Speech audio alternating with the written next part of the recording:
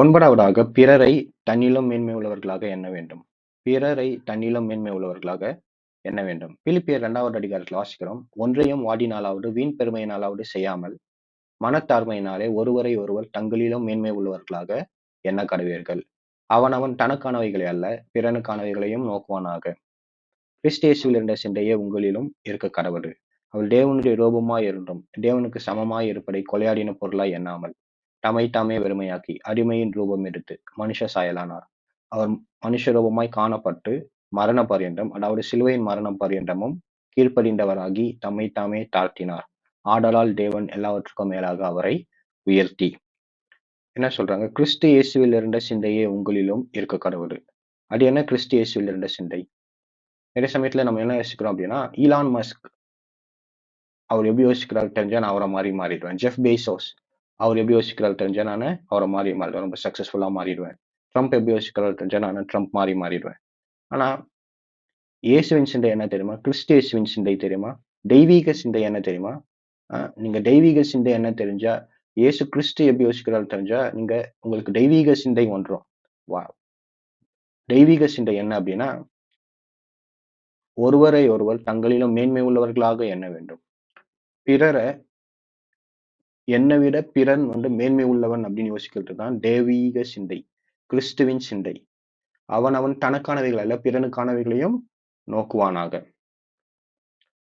இயேசு கிறிஸ்து தேவனுடைய ரூபமாய் இருந்தும் தேவனுக்கு சமமாய் இருப்பதை கொலையாடின பொருளாய் எண்ணாமல் தனக்கானவைகளை எண்ணலையா. மனுஷீக சிந்தை என்னது? இப்போ ஒரு குரூப் போட்டோ இருந்தா யார் போட்டோவை ஃபர்ஸ்ட் ஜூம் பண்ணி பாக்குறோம்?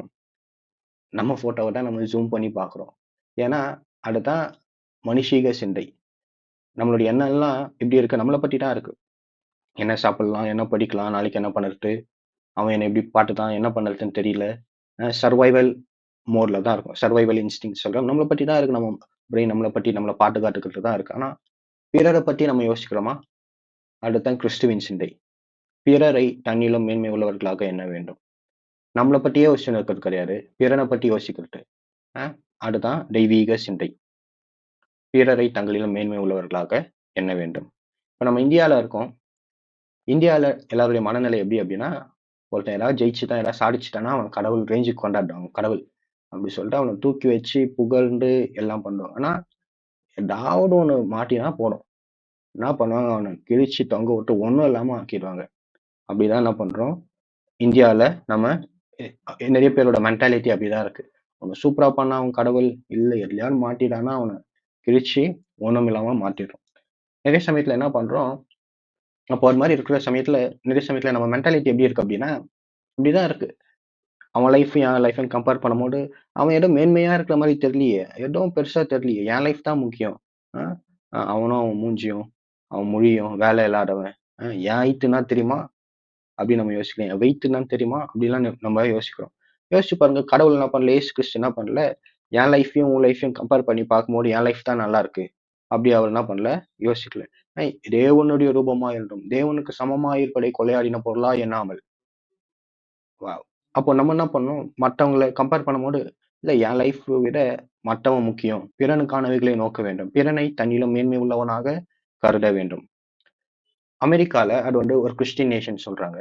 அதுல ஒரு கோர் பிரின்சிபல் என்ன சொல்றாங்க அப்படின்னா, all men are created equal. எல்லா மனிதர்களும் சமமாய் படைக்கப்பட்டுள்ளனர். ரொம்ப ரொம்ப முக்கியம். இந்த சமயத்துல நம்ம மென்டாலிட்டி எப்படி இருக்கு அப்படின்னா, ஒருத்தன் சூப்பரா இருந்தாலும் அவனை கொண்டாடுறோம், இல்லைன்னா அவனை மனுஷனோட கீழே அவனை என்ன பண்றோம், அவனை உண்டு இல்லாம பண்ணிடுறான். ஆனா அவன் மனுஷன், ஒருவேளை தப்பு செய்யலாம், மனுஷன் அப்படின்னு மனுஷனா அவனை பார்க்கறது கிடையாது. ஜான் லெனக்ஸ் அப்படின்னு சொல்லிட்டு ஒரு பெரிய சயின்டிஸ்ட், மேத்தமெட்டிஷியன், அவர் என்ன சொல்றாரு அப்படின்னா, human beings are made in the image of God which gives them infinite value and worth. மனுஷங்க எப்படி இருக்காங்க, தேவனுடைய சாயல்ல படைக்கப்பட்டிருக்கிறாங்க. அதனால அவங்க விலையேற பெற்றவர்களாக இருக்கிறாங்க. அப்போ ஒவ்வொரு மனுஷனையும் பார்க்கும்போது நம்ம எப்படி பார்க்கணும், தேவனுடைய சாயல்ல படைக்கப்பட்ட மனுஷன் அப்படின்னு பார்க்கணும், விலையேற பெற்றவன் அப்படின்னு யோசிக்க வேண்டும். ஆனா நிறைய சமயத்துல மனுஷங்களை பார்க்கும்போது அவன் விலையேற பெற்றவன் யோசிக்க முடியல. எல்லாம் சமமா படைக்கப்பட்டாங்க அப்படின்னு நம்ம என்ன பண்ணல, யோசிக்க முடியல. அவன் லைஃப்பை பார்க்குறோம், அவனுடைய வாழ்க்கையை பார்த்து அவன் என்ன பண்றோம், ரொம்ப மேன்மையா அவனை பத்தி என்ன பண்றது கிடையாது, யோசிக்கிறது கிடையாது. அவன் லைஃப் என்ன கிடையாது, ரொம்ப பிரகாசமா இல்லை. ஒரு உதாரணம் நம்ம பார்த்திருப்போம். என்ன அப்படின்னா, ஒரு புரொஃபசர் கேட்பாரு. ஒரு ரூ. 500 நோட்டு எத்தன பேருக்கு வேணும்? அப்படி கேட்கும்போது எல்லாரும் கை தூக்குவாங்க. எனக்கு வேணும், எனக்கு வேணும். இப்ப அந்த ரூ. 500 கசக்கி, இப்ப இந்த ரூ. 500 நோட்டு யாருக்கு வேணும்? எல்லாரும் கை தூக்குவாங்க. அப்புறம் அந்த ரூ. 500 நோட்ட கால்ல போட்டு மிதிச்சுட்டு, "பழுக்கா இருக்கு. நல்ல புட்டும் புதுசா நல்லா பளிச்சுன்னு இல்ல. இப்ப யாருக்கு வேணும்?" எல்லாரும் கை தூக்குவாங்க. ஏன் அப்படின்னா, நான் தான் அந்த ரூ. 500 நோட்ட கசக்குனாலும், மிதிச்சாலும் அதோட வேல்யூ என்ன பண்ணல? மாறல. அதேபோல கடவுள் மனுஷனை தம்முடைய சாயலின்படி, ரூபத்தின்படி படைத்திருக்கிறார். அவர்களிடத்துல நம்ம அன்பு கூர வேண்டும். அவர்கள மனிதர்களாய் பார்க்க வேண்டும். ஒருவேளை அந்த தன்மை இல்லாம இருக்கலாம். அந்த இமேஜ் ஆஃப் காட் தேவனுடைய சாயலின்படி ரூபத்தின்படி படைத்த மனிதனுக்கு அந்த தன்மை இல்லாம இருக்கலாம். அ நிறைய சமயத்துல இந்தியால இருக்கிறதுனால, அவங்க ஒடுக்கப்பட்டு இருக்கலாம். அவங்களுக்கு கல்வி இல்லாம இருக்கலாம். இருள்ல இருக்கலாம்.